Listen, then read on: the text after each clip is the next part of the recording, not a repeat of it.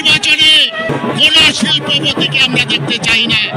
যারা এই দেশে ঝড় এলে আম কুড়াতে চায়, যারা এই ফ্যাসিস্টদের পক্ষ অবলম্বন করে দলের বিরুদ্ধে কাজ করেছে, আজকে তারা বিএনপির পতাকা তলে আসতে চায়।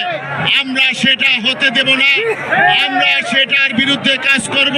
এটা বিএনপির র্যালি, এই র্যালিতে বিএনপির আহ্বায়ক, সদস্য সচিব বা কারো ছবি কিন্তু নাই।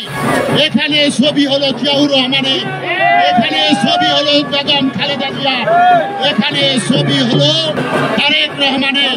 কিন্তু কিছু প্রক্রিয়াশীল ব্যক্তি তাদের বড় বড় ছবি ব্যবহার করে মনে হচ্ছে তাদের জন্মদিন আজকে।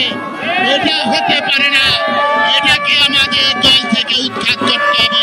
সবাইকে ঐক্যবদ্ধ থাকার জন্য আগামী নির্বাচনে আমরা বলতে চাই, আমরা যারা মাঠে ছিলাম তাদের মধ্য থেকে কাউকে নমিনেশন দিলে আমরা মেনে নেব এবং তার পক্ষে কাজ করব।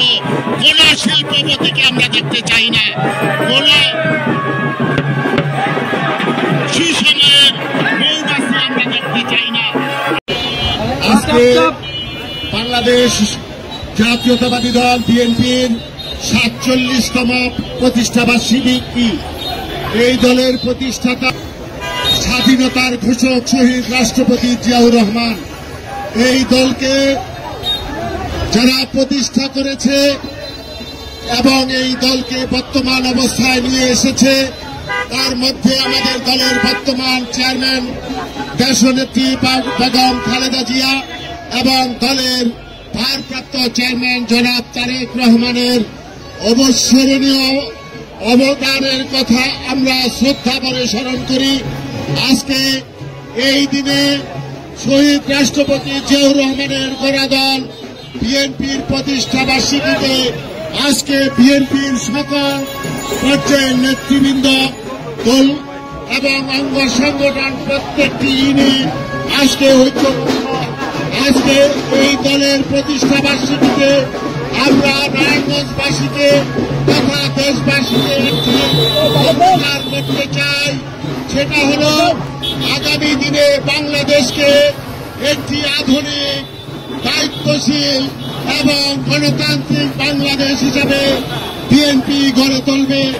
একটি দায়িত্বশীল দল হিসাবে যে ভূমিকা পালন করা দরকার, বিএনপি সেই ভূমিকা পালন করবে। আজকে নারায়ণগঞ্জের মানুষ বিএনপির পক্ষে, বেগম খালেদা জিয়ার পক্ষে, তারেক রহমানের পক্ষে ঐক্যবদ্ধ।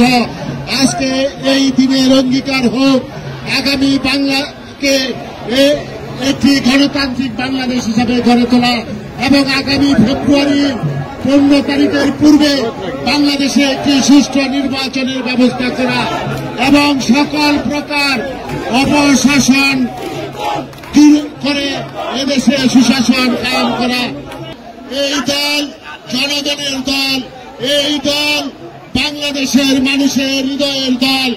এই দলের মাধ্যমে আগামীর বাংলাদেশ হবে একটি শান্তিপূর্ণ, নিরাপদ বাংলাদেশ।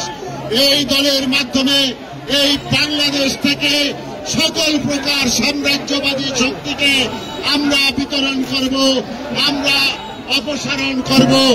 এই দলের মাধ্যমে এদেশে